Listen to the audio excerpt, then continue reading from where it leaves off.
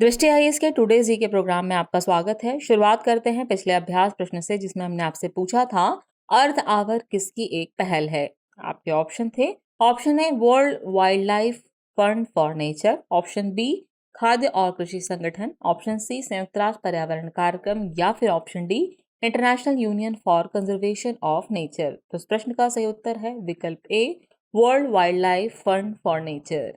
हाल ही में देश भर में लाखों लोगों ने अर्थ आवर मनाया। इस दौरान ऊर्जा संरक्षण और जलवायु परिवर्तन के बारे में जागरूकता को बढ़ावा देने के उद्देश्य से 1 घंटे के लिए अपने बिजली के उपकरणों को बंद कर दिया गया।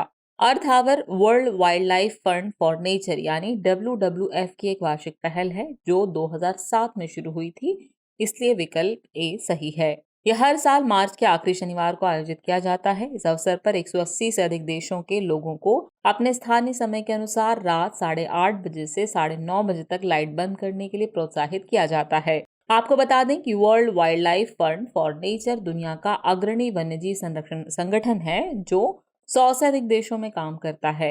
ये 1961 में स्थापित किया गया था और उसका मुख्यालय स्विट्जरलैंड के ग्लैंड में स्थित है। इस तरह इस प्रश्न का सही उत्तर है विकल्प A world wild life fund for Nature. चलिए अब शुरुआत करते हैं आज के एपिसोड की। तो आज के एपिसोड का पहला प्रश्न है, हाल ही में खबरों में परिवेश पोर्टल किससे संबंधित है। आपके ऑप्शन है खेल विज्ञान केंद्र, महिला सशक्तिकरण, पर्यावरण प्रबंधन, या फिर खेलो इंडिया डैशबोर्ड। तो इस प्रश्न का सही उत्तर है विकल्प सी पर्यावरण प्रबंधन। चलिए एक्सप्लेनेशन साइड की बात को समझते हैं। हाल ही में पर्यावरण, वन और जलवायु परिवर्तन राज्य मंत्री ने लोकसभा में परिवेश पोर्टल के बारे में जानकारी साझा की। आपको बता दें कि परिवेश पोर्टल एक एकल खिड़की एकीकृत पर्यावरण प्रबंधन प्रणाली है, इसलिए विकल्प सी सही है। इसे केंद्र, राज्य और जिला स्तर के अधिकारियों से पर्यावरण, वन, वन्यजीव और CRZ क्लियरेंस हेतु प्रस्तावों की ऑनलाइन प्रस्तुति और निगरानी के लिए विकसित किया गया है। ये पोर्टल पर्यावरण, वन और जलवायु परिवर्तन मंत्रालय द्वारा डिजिटल इंडिया पहल के तहत विकसित किया गया है। ये ई गवर्नेंस के माध्यम से आर्थिक विकास और सतत विकास के लिए एक रूपरेखा प्रदान करता है। इस तरह इस प्रश्न का सही उत्तर है विकल्प सी पर्यावरण प्रबंधन। नेक्स्ट क्वेश्चन है, संविधान के किस संशोधन से कोंकणी, मणिपुरी और नेपाली भाषाओं को 8वीं अनुसूची में शामिल किया गया है। आपके ऑप्शन है 21वां संविधान संशोधन अधिनियम 1967, 71वां संविधान संशोधन अधिनियम 1992, 92वां संविधान संशोधन अधिनियम 2004, या फिर 97वां संविधान संशोधन अधिनियम 2011। तो इस प्रश्न का सही उत्तर है विकल्प बी 71वां संविधान संशोधन अधिनियम 1992। हाल ही में केंद्रीय शिक्षा मंत्री ने नई दिल्ली में राष्ट्रीय शिक्षा नीति 2020 पर आधारित नई पाठ्य पुस्तकों पर एक उच्च स्तरीय बैठक की। इस बैठक के दौरान शिक्षा मंत्री ने संविधान की 8वीं अनुसूची में शामिल 22 भाषाओं में पाठ्य पुस्तकों को विकसित करने को कहा। गौरतलब है कि भारतीय संविधान की 8वीं अनुसूची में 22 भाषाएं शामिल हैं। इन भाषाओं में से 14 को प्रारंभ में संविधान में शामिल किया गया था, जबकि सिंधी भाषा को 1967 के 21वें संशोधन अधिनियम द्वारा जोड़ा गया। कोंकणी, मणिपुरी और नेपाली को 1992 के 71वें संशोधन अधिनियम द्वारा शामिल किया गया, इसलिए विकल्प भी सही है। 2003 के 92वें संशोधन अधिनियम द्वारा बोडो, डोगरी, मैथिली और संथाली को जोड़ा गया। इस तरह इस प्रश्न का सही उत्तर है विकल्प बी 71वां संविधान संशोधन अधिनियम 1992। नेक्स्ट क्वेश्चन है, संसद सदस्य स्थानीय क्षेत्र विकास योजना यानी MP-लेड के संदर्भ में निम्नलिखित कथनों पर विचार कीजिए। कथन 1 है, इस फंड का उपयोग स्वास्थ्य, शिक्षा आदि से संबंधित भौतिक बुनियादी ढांचे के लिए किया जाना चाहिए। कथन 2 है, इसके तहत फंड नॉन लैप्सेबल होते हैं। उपयुक्त में से कौन सा से कथन सही है या फिर है? आपके ऑप्शन है केवल एक, केवल दो, एक और दो दोनों, या फिर न तो एक न ही दो। तो इस प्रश्न का सही उत्तर है विकल्प सी एक और दो दोनों ही कथन सही हैं। हाल ही में सांख्यिकी और कार्यक्रम कार्यान्वयन राज्य मंत्री ने राज्यसभा में संसद सदस्य स्थानीय क्षेत्र विकास योजना यानी MP-लेड के संबंध में जानकारी साझा की। MP-लेड एक केंद्रीय क्षेत्र की योजना है जिसकी घोषणा दिसंबर 1993 में की गई थी। सांसद स्थानीय क्षेत्र विकास प्रभाग को इस योजना के कार्यान्वयन की जिम्मेदारी सौंपी गई है। इस योजना के तहत प्रत्येक सांसद के पास अपने निर्वाचन क्षेत्र में 5 करोड़ रुपए प्रतिवर्ष के कार्यों के लिए जिला कलेक्टर को सुझाव देने का विकल्प होता है। इस फंड का उपयोग स्थायी संपत्ति बनाने के लिए किया जाना चाहिए, जिसमें पेयजल, प्राथमिक शिक्षा, सार्वजनिक स्वास्थ्य, स्वच्छता और सड़कें आदि शामिल है, इसलिए कथन 1 सही है। इसके तहत फंड नॉन लैप्सेबल होते हैं, इसलिए कथन 2 सही है। इस प्रकार विकल्प सी सही हुआ। लोकसभा और राज्यसभा के मनोनीत सदस्य योजना के तहत देश के किसी राज्य के किसी एक या अधिक जिलों का चयन कर सकते हैं। इस तरह इस प्रश्न का सही उत्तर है विकल्प सी, यानी एक और दो दोनों ही कथन सही हैं। अगला प्रश्न है, हाल ही में खबरों में रहा सारस क्रेन वन्यजीव संरक्षण अधिनियम 1972 की किस अनुसूची से संबंधित है? आपके ऑप्शन है अनुसूची 4, अनुसूची 3, अनुसूची 2 या फिर अनुसूची 1। तो इस प्रश्न का सही उत्तर है विकल्प ए, अनुसूची 4। चलिए एक्सप्लेनेशन देखते हैं। हाल ही में उत्तर प्रदेश के एक निवासी पर वन्यजीव संरक्षण अधिनियम 1972 के तहत एक घायल सारस क्रेन को अवैध रूप से रखने और उसकी देखभाल करने पर मामला दर्ज किया गया है। आपको बता दें, सारस दुनिया का सबसे ऊंचा उड़ने वाला पक्षी है। इसकी लंबाई 100 से 156 सेंटीमीटर और पंखों का फैलाव 240 सेंटीमीटर तक होता है। भारतीय उपमहाद्वीप में यह उत्तरी और मध्य भारत, नेपाल और पाकिस्तान में पाया जाता है। यह आमतौर पर आर्द्र भूमि में पाया जाता है। यह उत्तर प्रदेश का राजकीय पक्षी है। इसे वन्यजीव संरक्षण अधिनियम 1972 की अनुसूची 4 में सूचीबद्ध किया गया है, इसलिए विकल्प ए सही है। यानी इस प्रश्न का सही उत्तर हुआ विकल्प ए, अनुसूची 4। नेक्स्ट क्वेश्चन है, steel authority of India limited यानी सेल के संबंध में निम्नलिखित कथनों पर विचार कीजिए। कथन 1 है, एक महारत्न कंपनी नहीं है। कथन 2 है, सेलम स्टील प्लांट इसकी एक इकाई है। उपयुक्त में से कौन सा से कथन सही है या फिर है? आपके ऑप्शन है केवल एक, केवल दो, एक और दो दोनों, या फिर न तो एक और न ही दो। तो इस प्रश्न का सही उत्तर है विकल्प बी, केवल दो। चलिए एक्सप्लेनेशन से आगे बात को समझते हैं।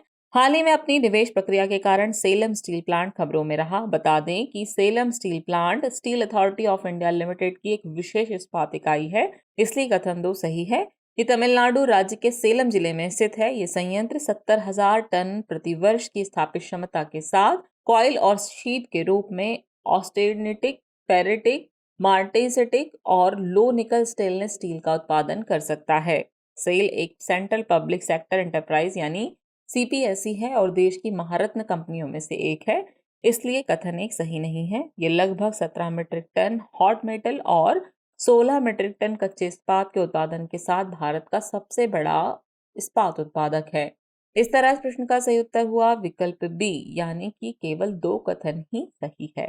नेक्स्ट क्वेश्चन है, प्रधानमंत्री स्कूल फॉर राइजिंग इंडिया यानी पीएमश्री के संबंध में निम्नलिखित में से कौन सा कथन सही नहीं है?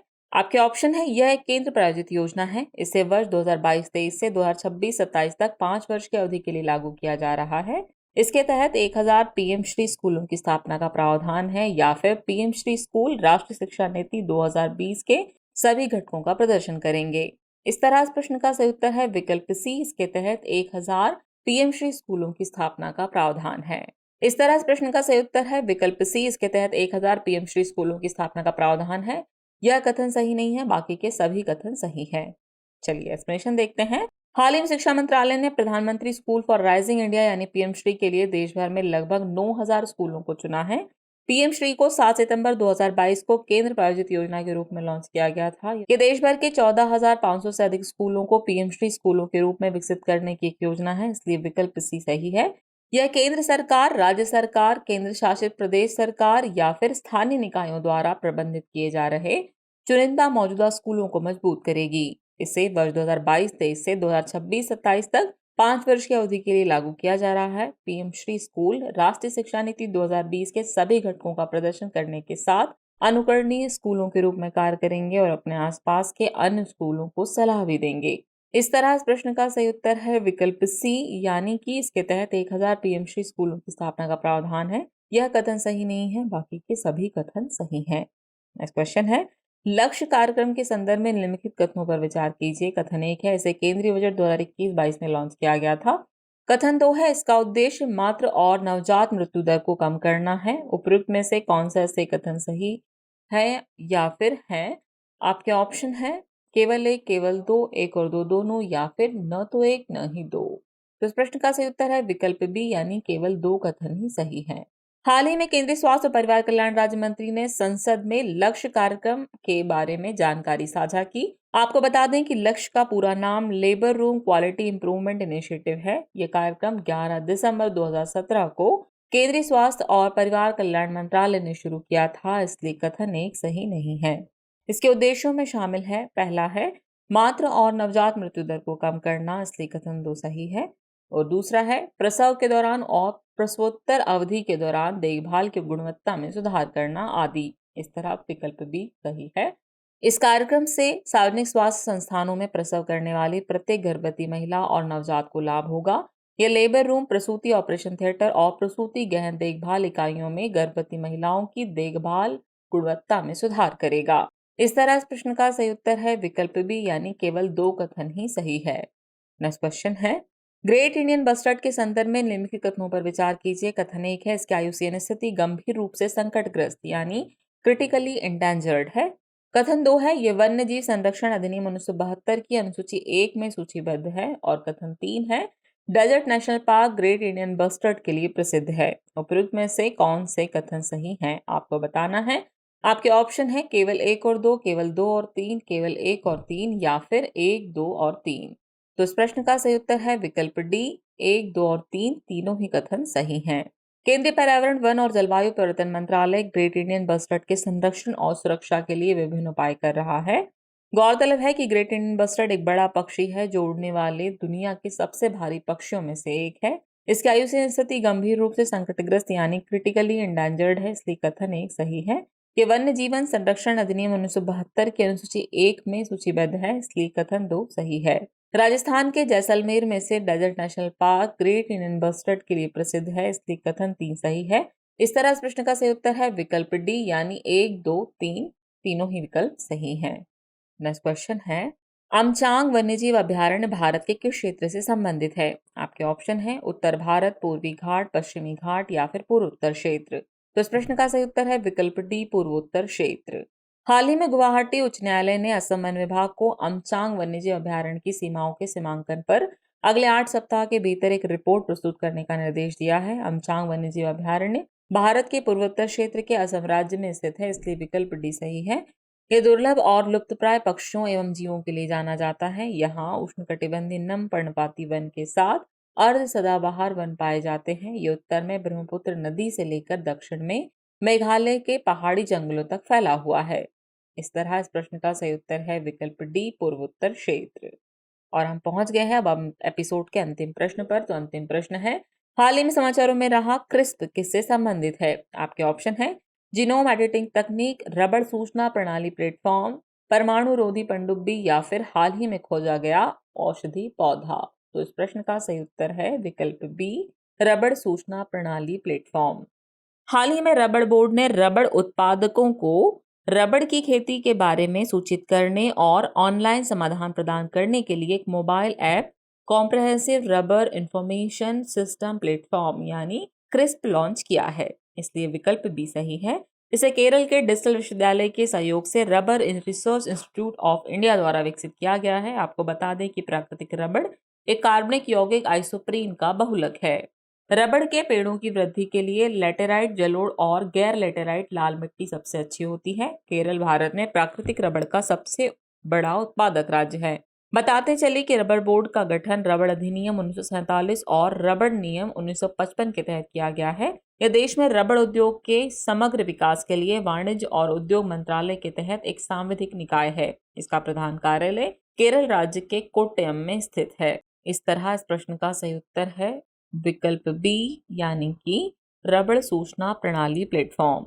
चलिए अब वक्त हो चला है आज के एपिसोड से रिलेटेड अभ्यास प्रश्न को देखने का। तो अभ्यास प्रश्न है, इक्वाडोर के संदर्भ में निम्नलिखित कथनों पर विचार कीजिए। कथन 1 है, यह दक्षिण अमेरिका का एक देश है। कथन 2 है, यह भूमध्य रेखा पर स्थित है। उपर्युक्त में से कौन सा सही कथन सही है या फिर है। आपके ऑप्शन है केवल 1, केवल 2, 1 और 2 दोनों या फिर न तो 1 न ही 2।